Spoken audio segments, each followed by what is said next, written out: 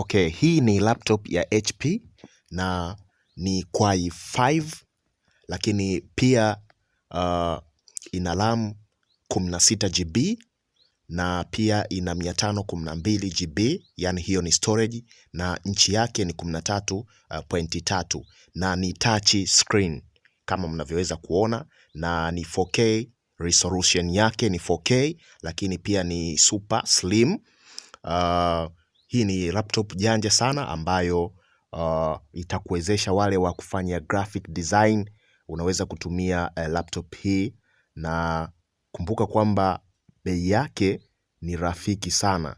Kwa hiyo kama unahitaji kupata laptop janja ambazo zipo mpaka za Core i7 generation 8 zote zipo, na pia usisahau tuna laptop za MacBook, kuna Pro na Air zote zipo.